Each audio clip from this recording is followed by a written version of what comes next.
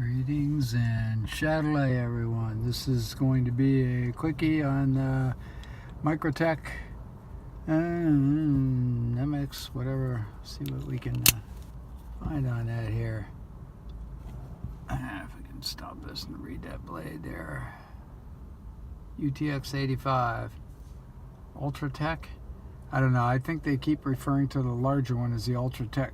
This is the one with the blade that's 3-inch. They call it 3 1/10, but as I measure it, you'd have to get right down into the green there to get 3 1/10. But anyway, 3-inch blade. It's got those grooves in it. Grooves don't seem to be a problem for anybody from what I've heard.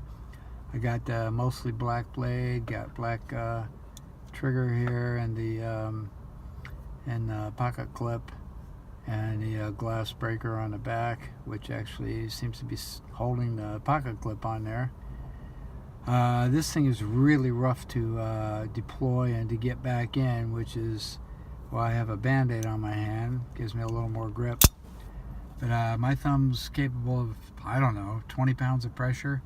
I mean, this thing is, the pressure to get this thing going is probably 3 times as much as any hammerless 38 revolver that I've got. I've got a few, and but it's pretty rough. I'm hoping it loosens up a little bit. But anyway, it's got a good solid action. I didn't want to go that time. But anyway, I discovered a feature here accidentally that I hadn't read about, and that is if you, when you're deploying the blade, if it's about to bang into something, let's do a little experiment here. All right, ready? Yeah, it stops, and it's no longer. You can see the button here is no longer does anything, so you have to pull the blade all the way back out, and then now it works. So it's a safety feature, I guess. In case it goes off in your pocket, it won't stab you, or it won't stab you very much. And let's see, I want to talk about a couple things on here. I made some notes. This thing weighs 3 ounces, which is pretty good for a pocket knife. The manufacturing date is August 18, and we can see that right back here. There it is, right there on the clip. And then it says Microtech on the clip. And then up here, serial number 17883. And let's see, oh yes, on the blade, let's bring that back out here. On the blade, we're looking at it's on here, way down here in the corner, it'll say M390. I think we're focused on that okay. M390, they have a name for it. I don't remember. This is about $235. This Microtech here. It's green aluminum, the handle. And I really like these, whatever they are, rivets or something. They use a special tool. Get those off of there, a little triangular tool of some kind. Let's see, we talked about the blade. The point on here is not really extra sharp, so it's not, they didn't grind this point to have maximum penetration. It's sharp, but it's not as sharp as a lot of knives. I can push it onto my finger pretty hard without any danger of cutting anything.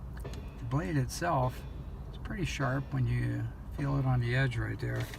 I haven't actually cut anything with it. Now let's see if we can cut a piece of paper with it, how it does. I have no idea. Try again. No, it's not working. It's, yeah. So it's not that sharp. So a lot of people are talking about these, that you have to, buff them up with your little razor strop or whatever they call those things. So this, we know what size this is. This is single edge. The as far as I know, the one they call calls the UTX. But anyway, the Ultratech, or the larger one, a lot of those are double-sided blades. So they're like spears. And I also should mention that those little rivets or screws, I guess they're screws, are recessed, which is really great, so they don't but anyway, the handle's kind of smooth, but it's grippy enough, I guess, because they have extra jimping on the underside of this thing right here. You can see it in 3 different places here. So that's all good. The glass breaker I haven't tried. I would imagine that probably works pretty well. It's a ball bearing. So it's not just, before they just had a single piece of something, probably a tungsten carbide or whatever. Now they got a ball bearing. What that's made out of, I don't know. But anyway, one of the problems with this knife here is that getting a good grip on this, the button here, whatever they call that, need more leverage. If I had more leverage, of course, it'd work a lot easier, but the knife's kind of small, 4-inch handle. But I imagine on a bigger one, it'd probably be easier to get back a little further on that and get some better leverage. But anyway, I don't know, it might, I had some other automatic knives before. Protect the Dawn, Protect Newport, Sprint, and Runt. Don't like the Runt at all, just a bad idea. Too small for what it does. Too much power, too small of a knife. Sprint was okay, Newport was better.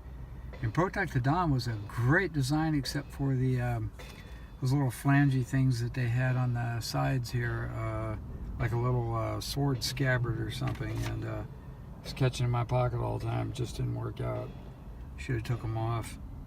And the other one I had was a cheap Kershaw Launch, and the Kershaw Launch I think was every bit as good as those smaller Protects. So that would be a recommendation for me. They have different launch sizes. I haven't tried all the sizes. I had the small one.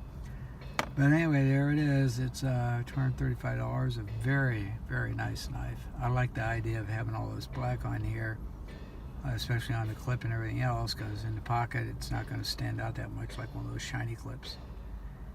And I guess that's about all I got to say about that knife. I'd recommend it if you got a strong thumb, or wear a glove, or put a band-aid on like I got right here.